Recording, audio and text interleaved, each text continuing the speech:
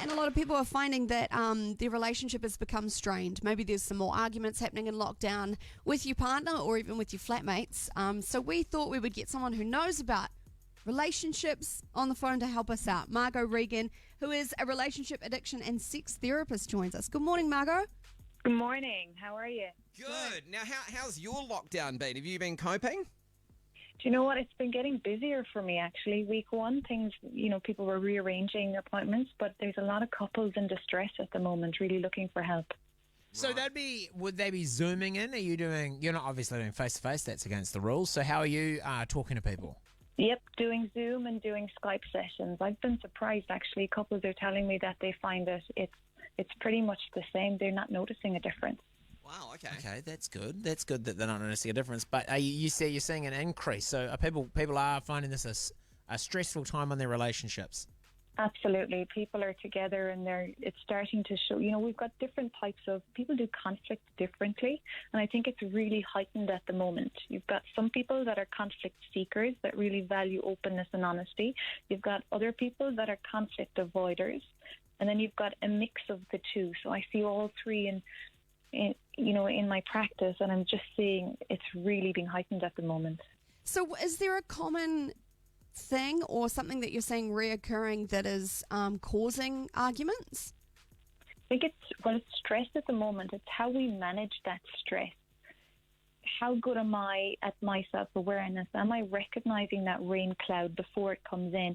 Am I doing the necessary things to take time out for me? So I use a green, orange, red traffic light timeout system with my couples. Green, I'm calm and relaxed and at ease. Orange, I'm starting to get heightened and I need a timeout. Where's my awareness on that scale? Am I able to say, I need to time out, take time for me to calm down? Or am I able to communicate that to my partner? And then what skills do I have? Do I, go to the garage and do a few press-ups? Do I do a meditation? Do I play with the dog for a bit? What are my skills in being able to calm myself back down? When people have got kids involved, I mean, it's another added sort of stressful situation, and it might not be as easy to have the time out without feeling like you're just piling the kids onto the other person. What's absolutely? Yeah, I mean, what's the situation dealing with that? Communication, so important. If you can find a way to say, look, I need to take 2 or 3 hours out on Saturday morning to take time out for me to go to a space in the house myself.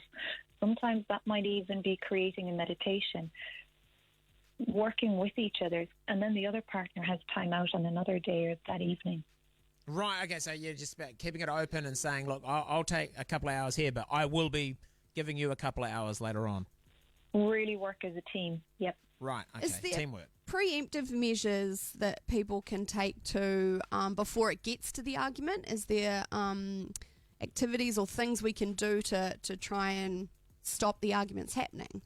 Yep, something, when I learned, I didn't realise, we invest thousands in formal education, but we don't learn communication skills.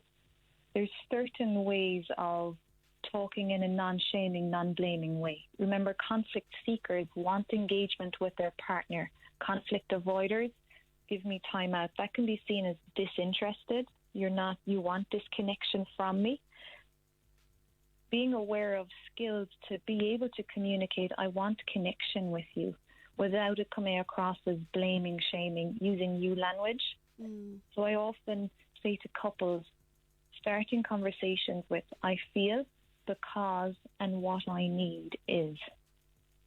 Okay, that's an easy one to follow. Because, I've been to couples counselling before when I went through a divorce, and I still maintain that it's something that everyone should do, even if you feel like you're in a good place in your relationship, because it helps with the communication. Because you think you know how to talk to someone, but you don't. Emotion gets involved. Absolutely. You know what? I was in the same boat before I specialised in couples work. It's a totally different skill set. And I agree, unfortunately there are couples that don't make it and they transition, and I talk about transitioning into a different type of relationship. You're probably still going to be co-parenting together. How do you want that to be? You're going to have handovers with your kids. You're going to be at their birthdays and weddings. How do you want that to be? 100%. Well, thanks so much for joining us again, Margo, and I hope you are looking after yourself as well during this time.